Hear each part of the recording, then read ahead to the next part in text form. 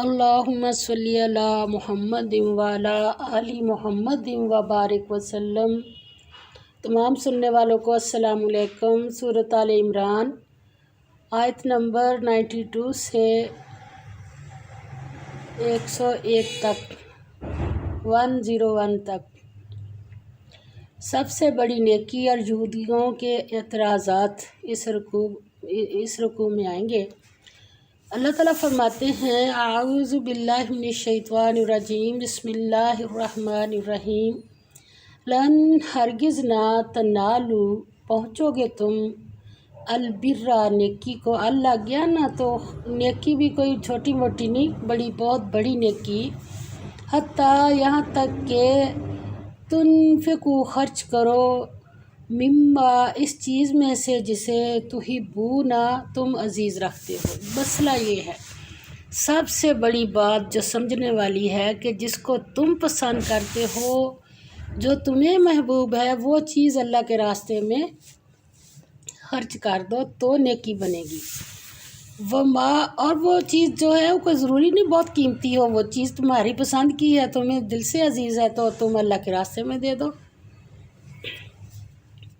اور جو تنفقو تم خرچ کرو گے من شیئن کسی چیز سے فإن اللہ تو بے شک اللہ، اس میں کوئی شک ہی نہیں، بھی اس کو علیم جاننے والا ہے۔ فرمایا مومنو ایمان والوں سے بات ہو رہی ہے، جب تک تم ان چیزوں میں سے جو تمہیں عزیز ہیں اللہ کی راہ میں صرف نہ کرو گے کبھی نیکی حاصل نہ کر سکو گے، اور جو چیز تم صرف کرو گے یا خرچ کرو گے اللہ اس کو جانتا ہے۔ یہودی صدیوں کے توارث سے نیکی کے محدود تصور میں مبتلا تھے۔ انہوں نے زندگی کی عام لذتوں، مال منال اور ریاست اور سرداری کی طلب کو مقصود بنا لیا تھا۔ انسان کی نظر میں نیکی کی قدر و قیمت اپنی خواہشوں کے مقابلے میں گر جاتی ہے۔ وہ اللہ کی محبت کی جگہ ان حقیر چیزوں سے محبت کرنے لگتا ہے اور رفتہ رفتہ نیکی سے بہت دور نکل جاتا ہے۔ یہاں ارشاد ہوا کہ اللہ کی وفاداری کا مقام اور نیکی محض نمائشی دینداری اور حقیقی رسوم سے نہیں حاصل ہو سکتی۔ حقیر رسوم یعنی چھوٹی چھوٹی رسمیں حقیر رسوم سے نہیں حاصل ہو سکتی، بلکہ اللہ کی راہ میں ان چیزوں میں سے خرچ کرو جو تمہیں سب سے زیادہ محبوب ہیں، کیونکہ نیکی کی اصل روح اللہ سے محبت ہے۔ اصل روح اللہ سے محبت ہے، چیز نہیں۔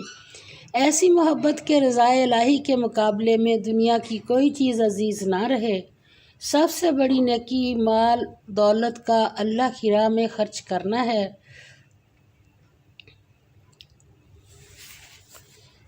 اور آگے فرمایا کلو ہر یا سب الطعامی کھانا کانا تھا حلن حلال لی بنی اسرائیل کے لیے الا مگر ما حرم جو کچھ حرام کیا اسرائیل یعقوب نے علی نفسہ ہی اپنے نفس کے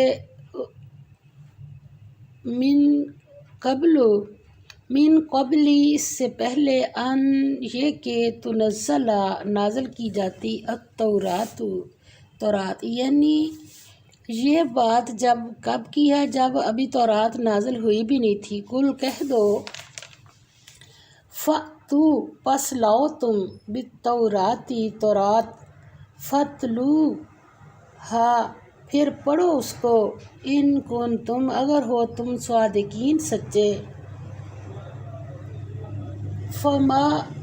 فمن پھر جو تراشیں علی اللہ پر الکذب جھوٹ من بعد سے ذالک اس کے فاولئک تو وہی لوگ ہم الظالمون وہ سارے ظالم ہیں۔ فرمایا بنی اسرائیل کے لیے تورات کے نازل ہونے سے پہلے کھانے کی سب چیزیں حلال تھیں بجز ان کے جو یعقوب نے خود اپنے اوپر حرام کر لی تھیں۔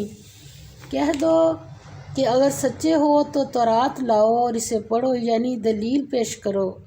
جو اس کے بعد بھی اللہ پر جھوٹے افطرا کریں تو ایسے لوگ ہی بے انصاف ہیں۔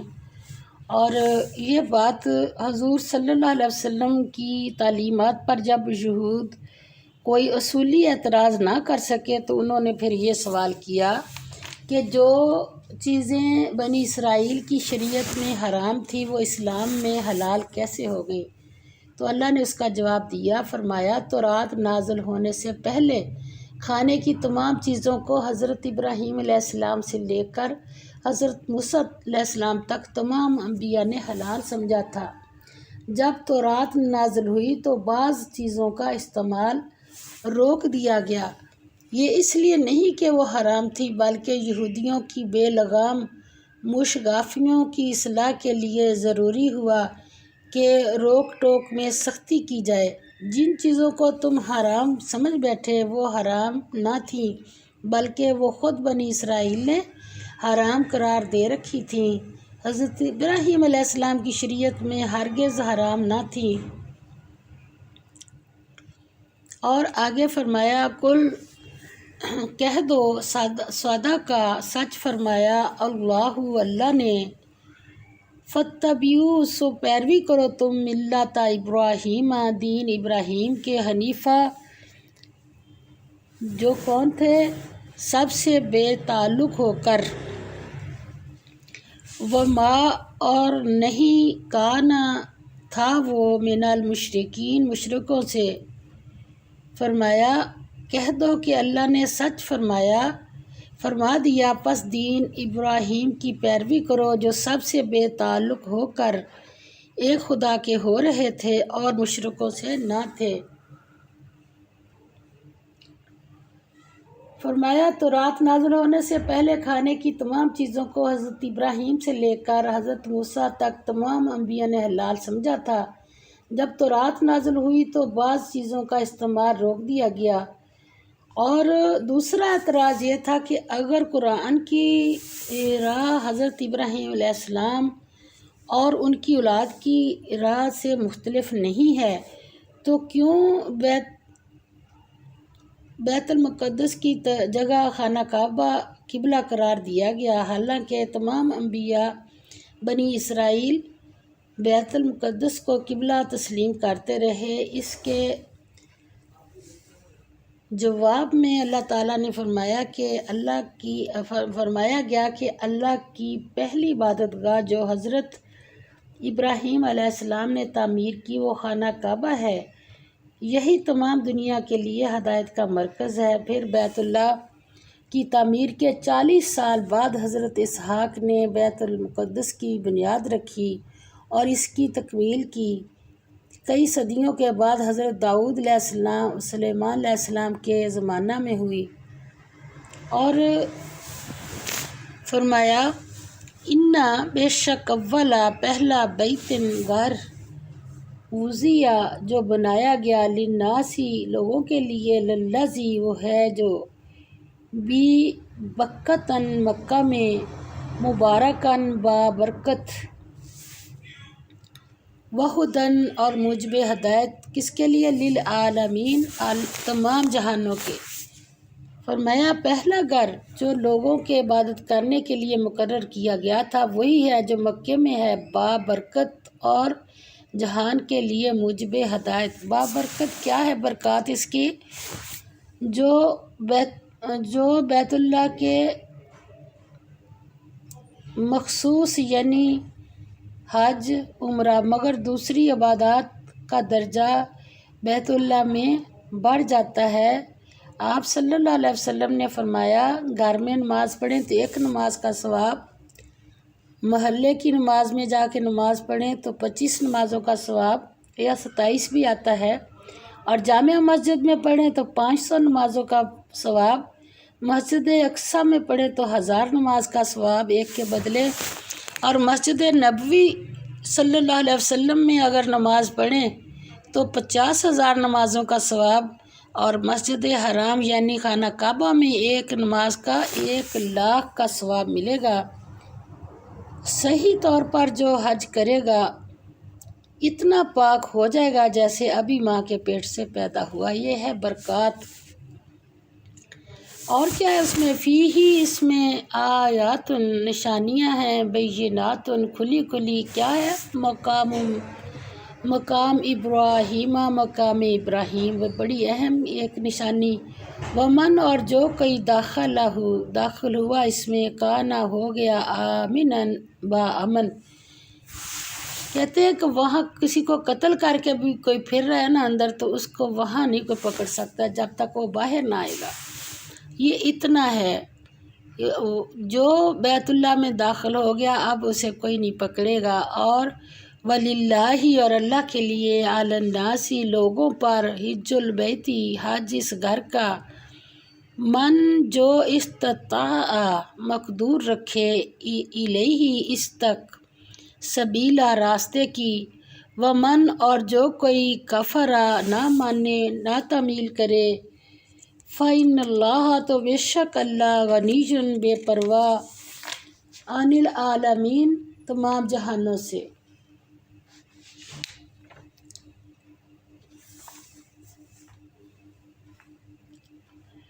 فرمایا اس میں کھلی ہوئی نشانیاں ہیں، جن میں سے ایک ابراہیم علیہ السلام کے کھڑے ہونے کی جگہ ہے۔ جو شخص اس مبارک گھر میں داخل ہوا اس نے امن پا لیا۔ اور لوگوں پر اللہ کا حق یعنی فرض ہے کہ جو اس گھر تک جانے کا مقدور رکھے وہ اس کا حج کرے، اور جو اس حکم کی تعمیل نہ کرے گا تو اللہ بھی اہل عالم سے بے نیاز ہے۔ آپ صلی اللہ علیہ وسلم نے فرمایا کہ اگر کوئی بندہ حج کی استطاعت رکھتا ہوا حج کرنے نہ آئے اور میرے روضے پہ نہ آئے تو میرا اس کے ساتھ کوئی تعلق نہیں۔ یعنی اتنی ضروری چیز ہے کہ جب تک انسان کو اللہ تعالیٰ جب دے دے پہنچ تو پہلا کام پھر وہ یہی کر لے۔ اللہ تعالیٰ ہم سب کے نصیبوں میں اللہ تعالیٰ حج اور عمرے کی توفیق عطا فرما دے سب کو، اللہ میں کسی کو محروم نہ کرے۔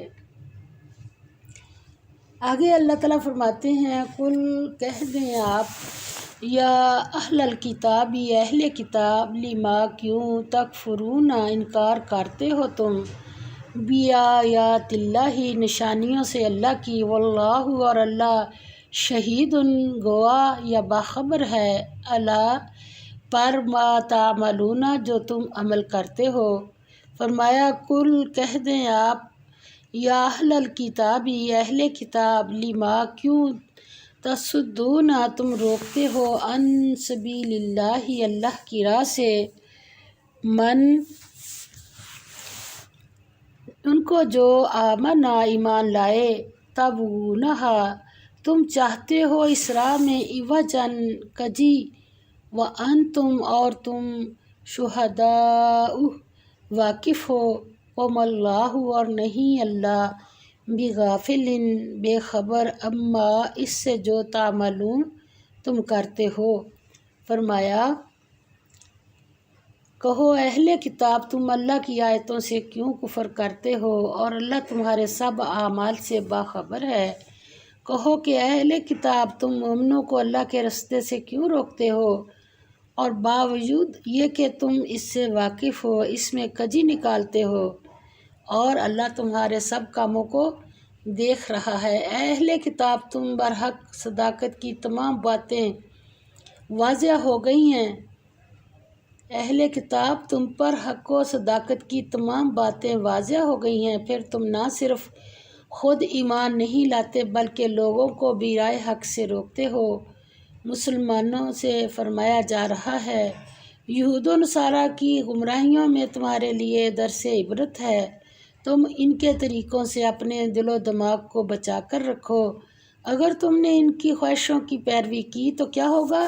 تو نتیجہ یہ ہوگا کہ راہ ہدایت پا کر بھی گمراہی میں مبتلا ہو جاؤ گے، اتنا خطرہ ہے۔ آگے اللہ تعالیٰ فرماتے ہیں، یا ایھا الذین، اے لوگو جو ایمان لائے ہو، آمنو ایمان لائے ہو،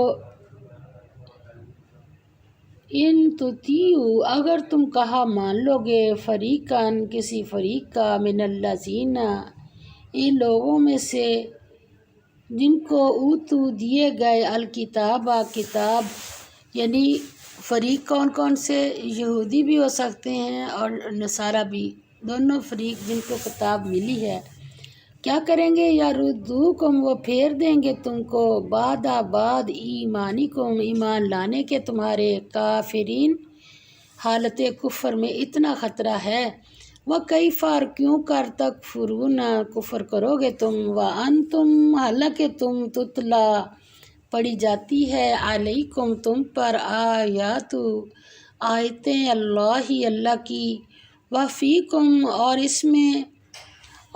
اس میں تمہارے پاس، رسول ہے اس کا، وَمَن یعتصم، اور جو کوئی مضبوط پکڑتا ہے، باللہ، اللہ کو، فقد، پس تحقیق، ہدیٰ، وہ لگا دیا گیا، الی صراط مستقیم، طرف سیدھی راہ کی۔ فرمایا مومنو، اگر تم اہل کتاب کے کسی فریق کا کہا مان لو گے تو وہ تمہیں ایمان لانے کے بعد کافر بنا دیں گے، اور تم کیوں کر کفر کرو گے جب کہ تم کو اللہ کی آیتیں پڑھ پڑھ کر سنائی جاتی ہیں، اور تم میں سے اس کے پیغمبر موجود ہیں، اور جس نے اللہ کی ہدایت کی رسی کو مضبوط پکڑ لیا وہ سیدھے رستے لگ گیا، یعنی یعتصم۔